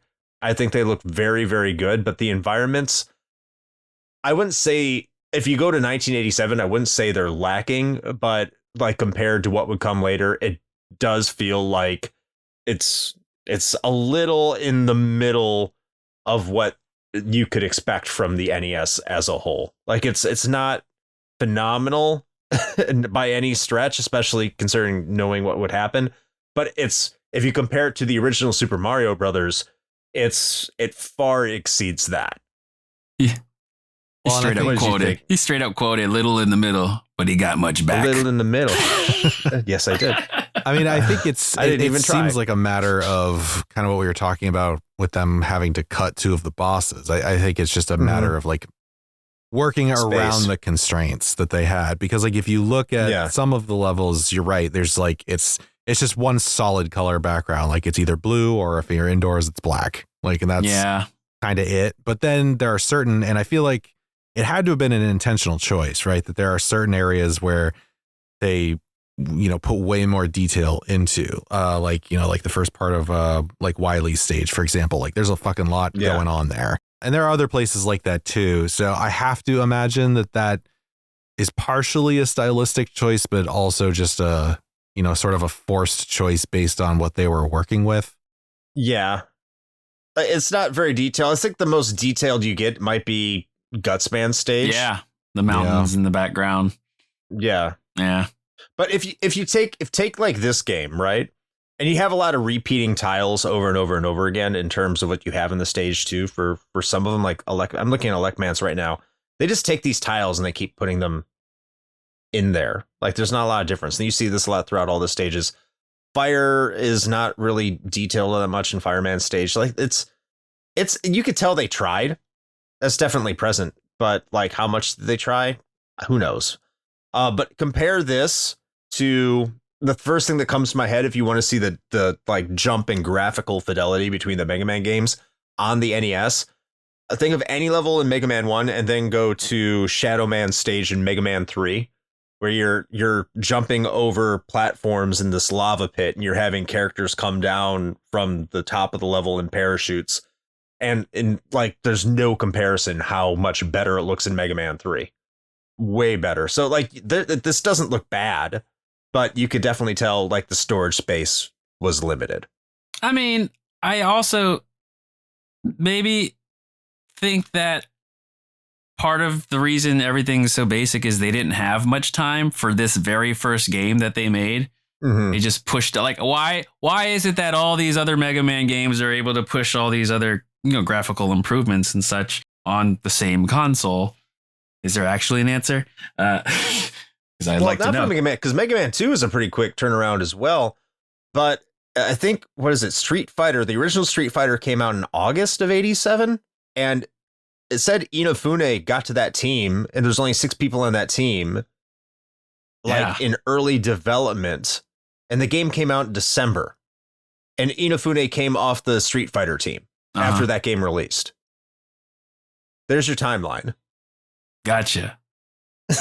It's 2 months. Gotcha. Yeah. Right. So I kind of I'll just stick with the fact that it's very basic. It's a basic ass game, but it and I don't have a strong appreciation for graphics for NES games, really. I mean, I guess no, there's impressive things, but there's nothing impressive in this game. And as you've already said, patterns repeating and just like everything's stationary. And like I mentioned, Bubble Man in Mega Man 2, like the very next game, there's like moving water in the background for like half the level. Yeah. Yeah. So yeah, but I think for 1987, probably wasn't that bad. Team, for the record. Right. So I think it was a light team, light turnaround. So that's why it's basic. But Mega Man as a character being the same for every game, solid little sprite there. I would agree. He's very expressive for the amount of space he takes up. Very. Shane, any thoughts? I mean, I thought I shared my thoughts. Did I not share my thoughts? Not not in a solo way. Oh, well, shit. Okay. Well, any additional thoughts? Yeah. Okay. Thank you. Yeah. Acting like I wasn't a part of this conversation. Yeah. I mean, not really much more. I think we covered it pretty well. I mean, like it's again, it's kind of like it's fine. And just keeping in mind, like what we said, it's a very, very small team with a pretty short turnaround, all things considered, and they were working with tech constraints, and this is what they did. And I would say that based on that, like it's pretty impressive. When you compare it to other things in the NES library, is it like a stellar standout from a presentation point of view? Not really, but I think, with what they were working with, I think they did manage to put enough personality into each of the levels that they do feel distinct enough. And I think that's really key there, to kind of give them that identity based on, the Robot Master at the end of each one. But then I think within the levels themselves, I mean, obviously there's a lot of copy pasting going on because I think there were only so many tiles they could really, feasibly work with. But yeah, it has its issues. I mean, like I said, this is one of the ones, or Chris, you said it too, that there's definitely pronounced flickering going on, like 100%. So it can get rough at times. And I mean, there's a reason that there's the pause trick, because it literally slows the game down. Like it's an exploit, you know, so that you can get past things that you might not otherwise be able to. So do we know either of you off the top of your head? I'm sure one of us could look it up if we don't, but when did 2 come out? You said it was pretty quickly after, right? 89. Okay. So that's like 2 years. Yeah. Okay. So, I mean, you have to imagine that's a long time in video game years. And then also by that time, I think a lot of things were figured out. Developers had a way more time to really determine how to squeeze more performance out of the hardware and further optimize their approach to things, as is usually the case. And then, I mean, like, I don't know this for a fact, but I'm going out on a limb and saying that there was probably a bigger team working on the second one. Probably. So I have to look at it because there's a lot of myths around the development of the second one. Well, if we ever get to the second one as a main episode, I'm sure we'll talk about it. Just a quick. I just looked up the. I was going to say, just a quick note. Like, it came out in Japan in December 1988. So I guess technically, I was about to say a full year. Yeah. And the development rumors, which I've heard debunked and not debunked, is that for the second one, they pretty much made it how id Software made Commander Keen, like in their off time on like company computers. Except like they didn't take all their shit home. Right. Do it there. But I have to look more into that because I've heard that that's not true, because it's not like Mega Man wasn't a success for Capcom. It made money.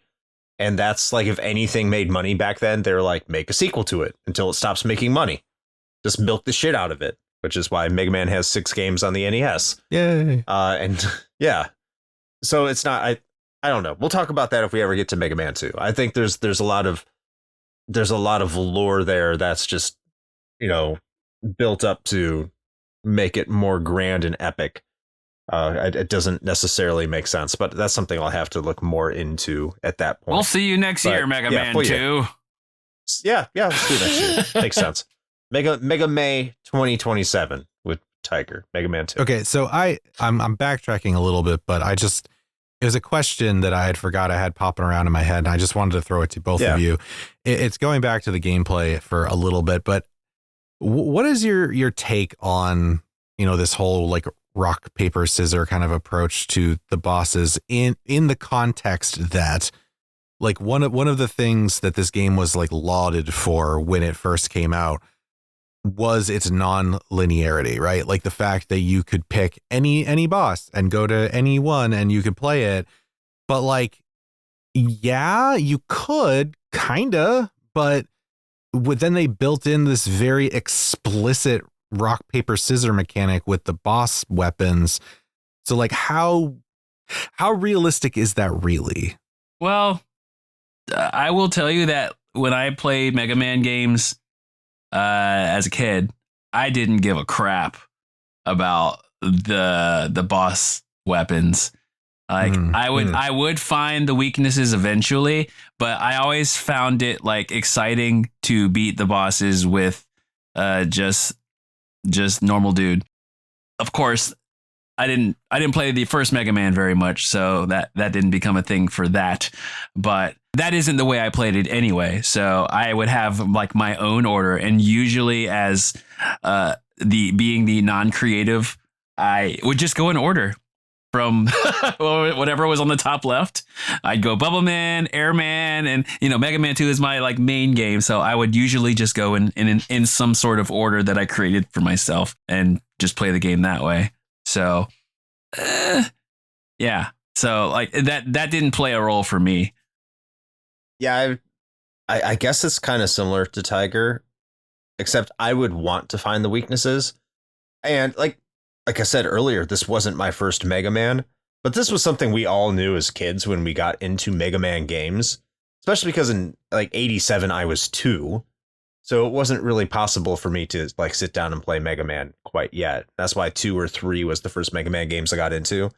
But when I would sit down with a new Mega Man game, if I didn't already know the order, I would just go through the stages and see how well I did with the Mega Buster, see how well I could recognize the pattern. If the pattern was a little too overwhelming, I'd be like, well, obviously the Mega Buster is not this guy's weakness because I'm having significant problems. And then I'd find one of the bosses I could beat with the Mega Buster, and then I go and play the stages again and see which boss was weak, I could beat with that weapon.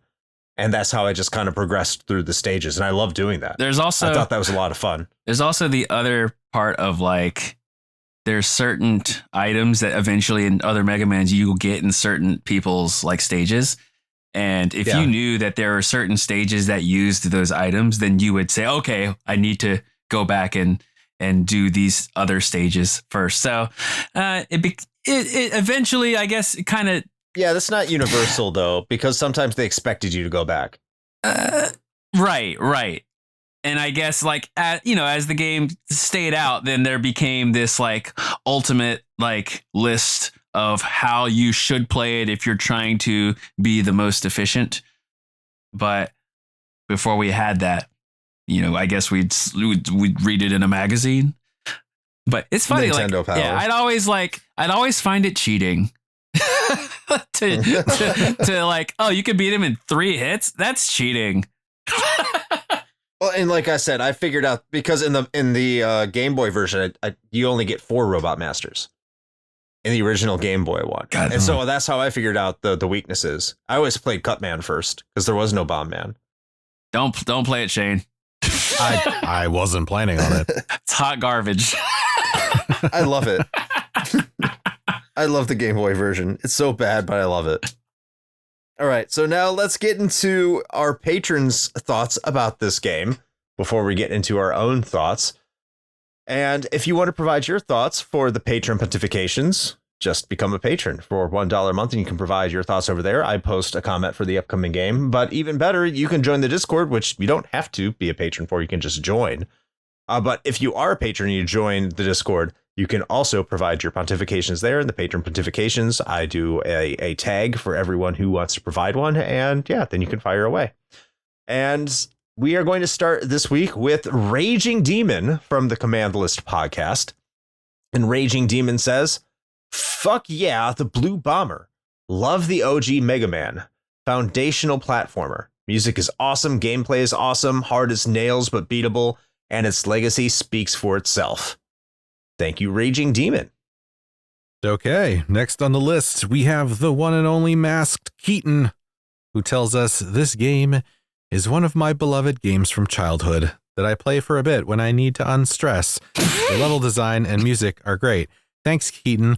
Also, what the fuck? I mean, I can unstress playing this. I can understand. Want to de-stress with some Mega Man. It's very funny. You do you, man. Some people say the same thing about Ninja Gaiden. Oh yeah, I suppose. I don't understand that either. Ooh, can I read? Ooh, can I? Yes. Yay. Yes, you may. Yay. This pontification is from Randall. I see the image. I read the name, and my mind immediately hears that soundtrack. While the gameplay can be frustrating at times, it only takes 3 to 4 hours to beat. A staple in gaming history. Chris would say, what do you say to that? 3 to 4 hours. I'm going to withholding comment. Get good, scrub. It takes some people 3 to 4 hours. That's true. It takes some people 3 to 4 hours. Some people. I mean, not me, but well. Next, it's Ferrario, who says, while Capcom are cowards for not giving us the box art sprite as the in-game Mega Man, this is a classic nonetheless. Eventually, they would make it right with Street Fighter X Tekken, where box art Mega Man was a playable character. Soundtrack is great, and proof of concept for the masterpiece Mega Man 2 would become. He also, I have it in our pontifications here for myself and, well, for Shane Tiger, the picture of that Mega Man from Street Fighter X Tekken. If they just scroll down, I'm very familiar with that, bro. and I hate looking at him. Old fat Mega Man. Yeah. I love it. All right, thank you, Ferrario. All right, we are moving on to Lethco of the Afterglow podcast, who says, started with 3, then played 2, then finally rented this one. Harder than 2 and 3, but I like the score system that gave a little additional replay value, and it was nice seeing the genesis of the Mega Man formula. Also, the bosses in this game are iconic, many being staples in later games, such as Gutsman. The PSP remake was great as well, although it made the game significantly easier. Thank you, Lethco. Also, I should have played that one. This one's from Alt. I'm not as familiar with Mega Man 1 compared to 2 or 3 in the original series, but I think Mega Man has always been one of the best action platformer games out there. It straddled the line of hard perfectly compared to, say, Contra. The ideal method of playing Mega Man. Right. M-E-T. The ideal method of playing Mega Man is to just tank shit and keep going forward instead of dying in one hit. This remains true for a majority of Mega Man games, honestly. The crisp movement control of the varnished blueberry bomber is superb, and if you die, it's usually on you, the player. Instead of bad spawns like Ninja Gaiden or Castlevania, a death isn't really going to fuck you over that hard. I forget if I ever played the PSP Chibi remake of Mega Man 1, but I really don't like the art of the original or the Chibi version.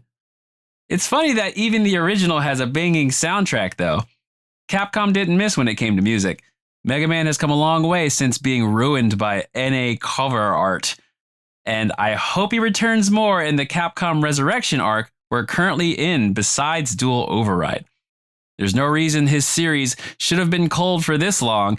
He also comes with a built-in flashlight. Hold on. He also comes built-in with a... Okay. Yeah. Okay. He also comes in with... Oh, I'm saying in. He also comes with a built-in fleshlight for Dr. Light's pleasure. Yes, I'm calling the Mega Buster a fleshlight. It can be both.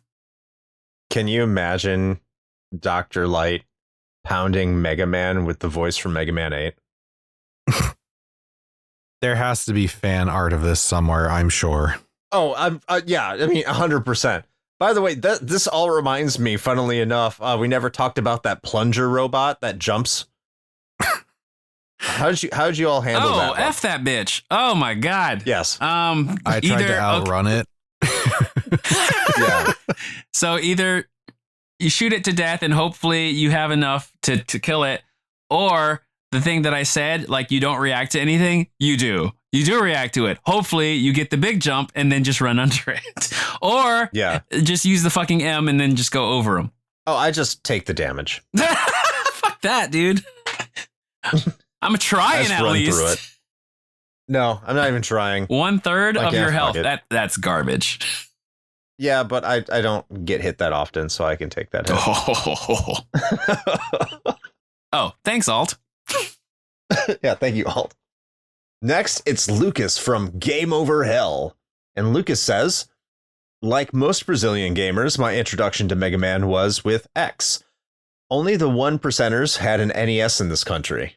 When I was old enough to understand Roman numbers, I thought X was the 10th game in the series. Imagine my surprise when I find out there were 6 games on the NES alone, and that Mega Man 9 didn't exist. Anyway, I think the original game aged fine. It's lacking in features compared to any of its sequels, but it's still fun up till the Yellow Devil boss. Certainly aged better than a large chunk of the game's library. Incidentally, this was the first NES game I ever emulated, before promptly deleting it less than 24 hours later, of course. May Mega Man never die, and may Dr. Wily continue to live to wiggle his eyebrows another day. Absolutely, thank you, Lucas. Alrighty, and next up on the list, we have Oh Me, who says, Mega Man 2 is the game that got me hyped for the series, after seeing the Famicom game playing in a Japanese toy shop in LA. I didn't even play the original Mega Man until years later, and it was sort of a letdown at that point. Overall, it's alright. I guess. Thank you, Omi. Next, we have Alan Bingham from Saxbit. I love this game. It's one of my 2 favorite NES games of all time, the other being Ninja Gaiden 2. And I know it like the back of my hand. Just like Contra 3 with Shane, this is one of those games that a lot of people consider hard, but it comes really easy to me. Growing up in the 80s and 90s, this was one of a small handful of games I owned, so I just played the hell out of it. I even remember being a super nerd and actually writing in the notes section in the back of the instruction booklet. Any little trick I figured out, big or small, got scribbled in the back, with poor handwriting and lots of little kid misspellings, like spelling beat as B-E-E-T. To be honest, out of every NES game I played, this is the one I think I had the best shot of learning to speedrun. I'd have to run in the glitchless category though, because the frame-perfect glitches in this game are maddening. Yes, I'm looking at you, early game Magnet Beam.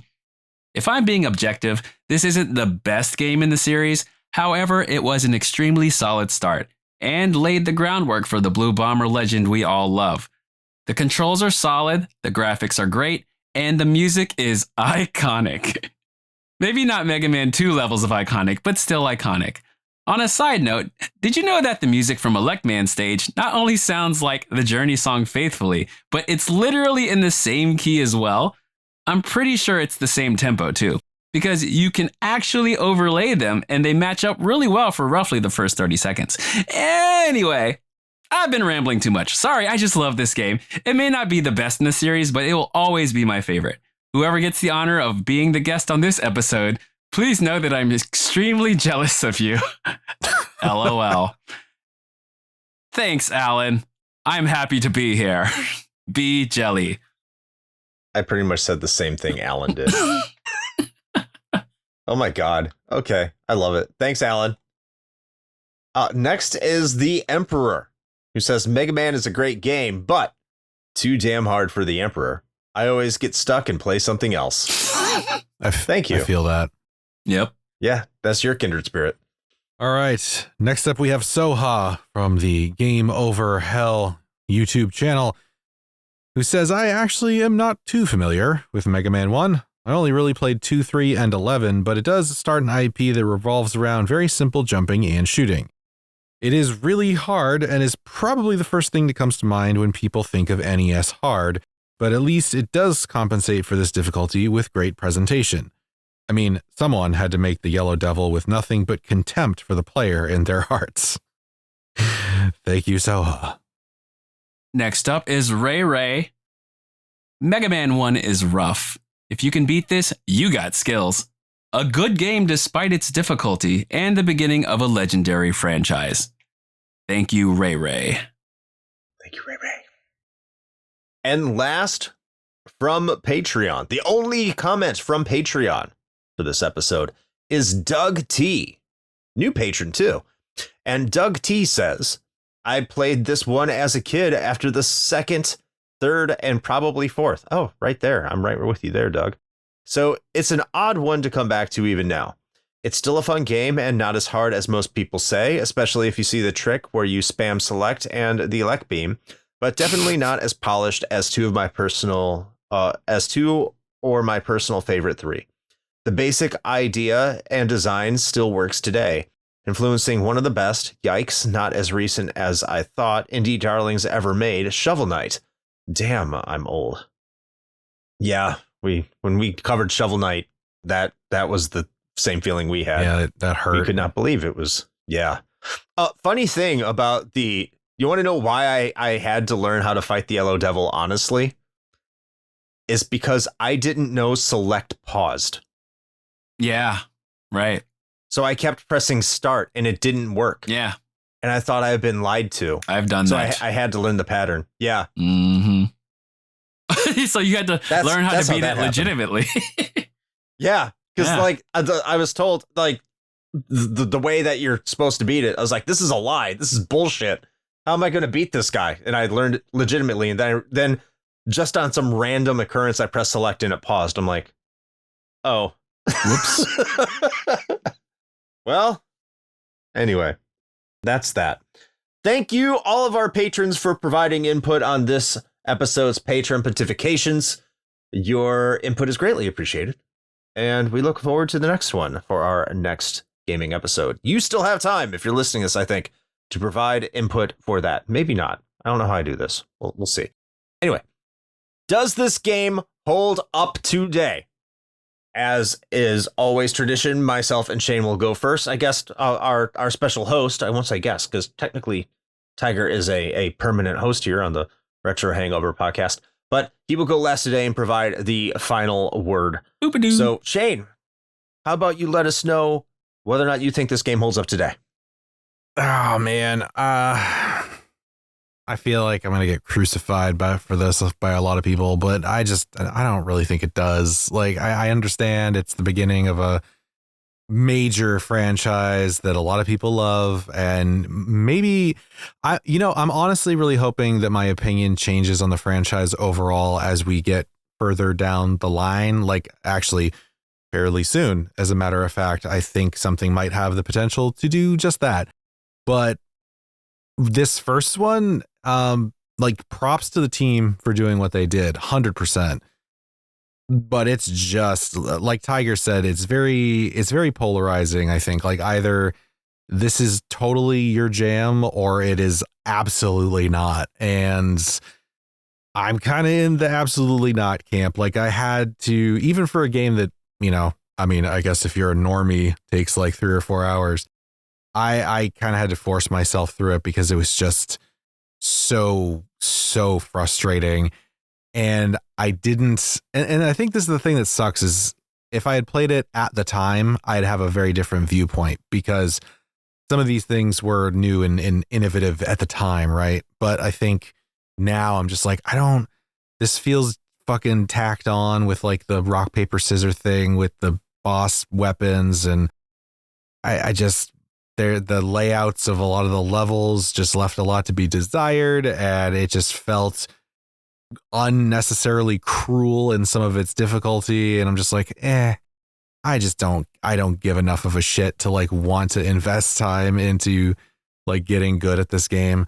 And I think to a certain extent that is a function of just where I'm at in life. I've said that about other games that we've covered on the show, that if I had encountered this in a meaningful way back when I had more time than, money or anything else, it's a very good chance that I would be on the other side of the fence. And I'd be like, yeah, man, like I dig this game. I can play it with my eyes closed practically, like some of the other ones that I can do that with. But such as it is, as somebody coming to it now, I don't think it holds up very well at all. And I have a feeling that, we were having this same conversation on one of our previous episodes of like, man, we really should be talking about this other game.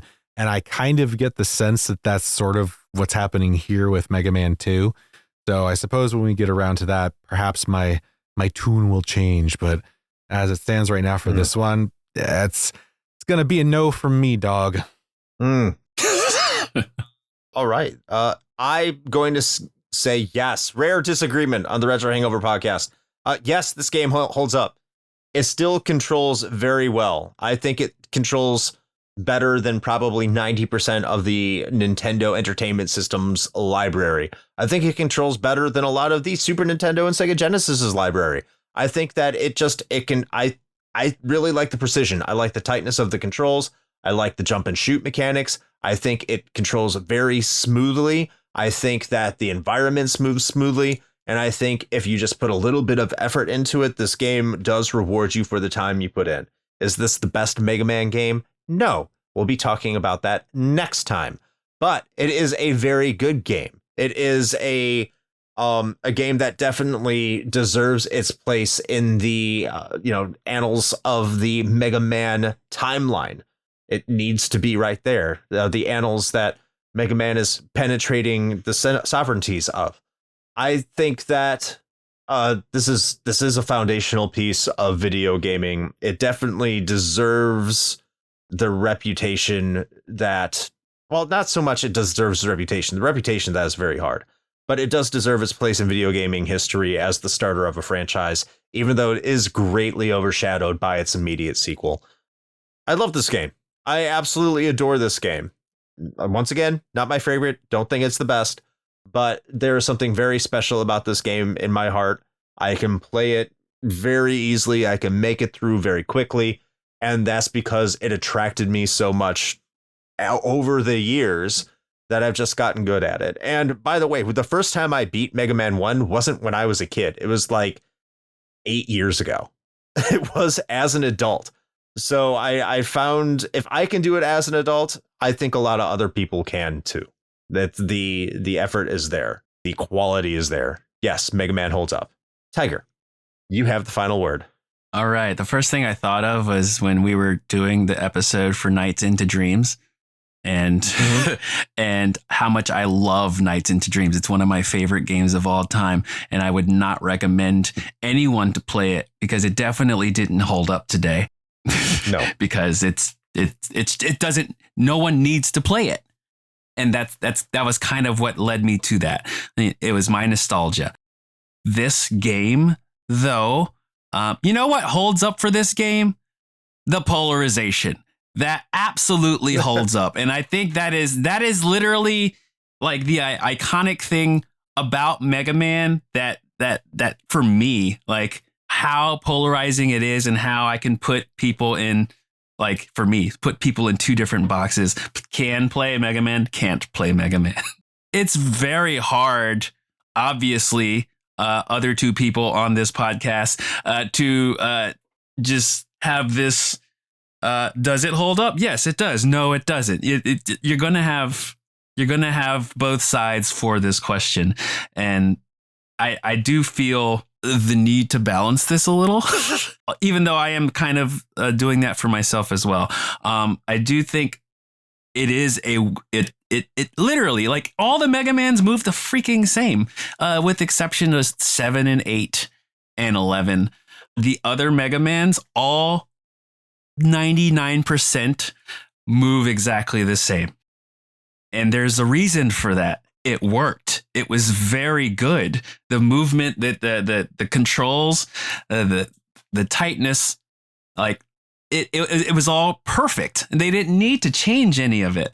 So I say it holds up for that just simple fact that if it didn't work, they wouldn't have kept doing it. But I also think in the grand scheme of all the Mega Mans, if there was one Mega Man that didn't hold up, it would be Mega Man 1 because it was the most basic. But I don't think that should take Mega Man 1 out of the running from being played. I don't think it's one of those games where you just play Mega Man 2, Mega Man 3, and that's it because those are the best ones. Or, you know, I'm just making a random example. I think it's deserving that if you are interested in Mega Man, you should start with Mega Man 1 and then move forward to actually feel the progression, to see the progression. But I will also flip that around and say, if you were just to play Mega Man 2, you basically would have played 75% of all the Mega Mans. That's not wrong. So there is a yes and a no to that, to this question. But ultimately, I would say yes, it holds up today, and you should play it as long as you can. If you can get beyond that 5 to 10 minute polarizing moment, then you're good. And just get that precision and learn, baby, learn. Otherwise, if you don't, and that's fine, go on to bigger and better things. Yeah. All right. Thank you, Tiger. There you go. Very well said. Very well put. Balancing it out as all things should be. All right. So that concludes this episode. Tiger, nice having you on again. We need to have you on more frequently. You need to be on here sooner next time. Don't leave us stranded for so long. You need to be back here again. Namaste. Thank you for having me. This was a fun episode for me. I love Mega Man, and I was looking forward to it, and I'm glad y'all had me on, and looking forward to the next. Yeah, I guess Mega Man 2's next year. So there you go. guaranteed some Tiger action in May of 2027. For sure. Hopefully. Yeah. All right. Anything you want to pitch before I throw it over to Shane to shill? Nah, I haven't played baseball in a long time, so Gotcha. yeah. I got nothing. I don't do nothing. I stay at home. I play video games. I don't talk on the socials. I get on here every now and then because I like to at least talk to something or someone, have somebody listen to me. So, that's good enough. I don't need anyone to follow me on anything. Although if you want to, just Google LP Tyger. There we go. There it is. There it is. That is. Well, ours is a bit more complicated, but fortunately, we made that easy for you. So we are all over the place. The internet is full of our bullshit at this point. Actually, as the release of this episode, we have crossed the threshold of 400 releases to our show feed, which is a huge number. And so what that means really is that you've got plenty of stuff to go back and listen to if you haven't already. If for some reason you haven't been following along for the last 10 plus years, then now's your chance. And if you really want to keep going real far back, because only the most recent 300 are on the feed, the doodad, the thingamawhatsit, then you can go to our site to find the older episodes at your own personal peril. And that, along with all our other stuff, whether that happens to be the Patreon, should you wish to support us that way, or the merch store, or our Twitch or YouTube channels, or the socials that we sometimes maybe use, all that stuff is at our link tree. So head on over to linktr.ee/retro hangover, and you will find all of our goodies right there. Chris, would you like to tell the fine people at home anything more before we wrap this thing up? Yeah, just go ahead, follow our stream channels, whether that be YouTube also, where we occasionally post our podcast episodes too. Seems to be auto uploading. I think Shane changed that. Woohoo! So they're getting there the same day as the episode release, which is super cool. So go follow our YouTube channel anyway.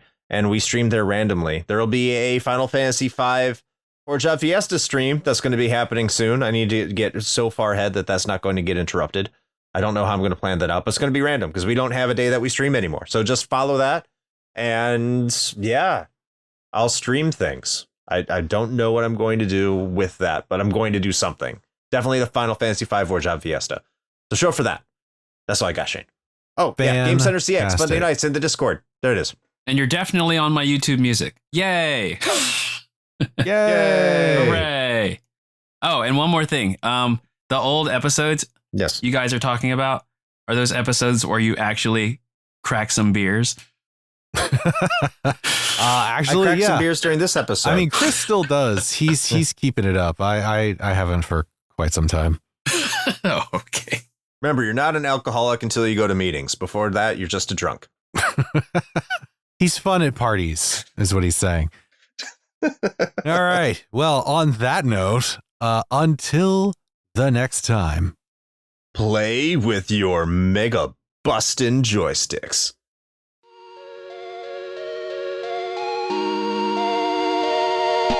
Shane here with a quick message. You know, the one rule Chris and I have always gone by regarding advertisements is this. It has to be something we use and can personally vouch for. If you know me, you know I love coffee. And Bones Coffee Company has been my go-to for home brewing for quite some time now. Their small batch beans come in an impressive variety of flavors like Mint Invaders from Chocolate Space, or Electric Unicorn, which I swear tastes exactly like Fruity Pebbles. And the best part? No added sugar or calories involved, just natural flavors infused right into the beans themselves. Build your own sample pack of 5 4-ounce bags to find out which flavors speak to you, or jump in head first with full 12-ounce bags. They've even got K-Cups. Step up your homebrew game with Bones Coffee by visiting bit.ly/RHPBones. That's bit.ly/RHPBONES.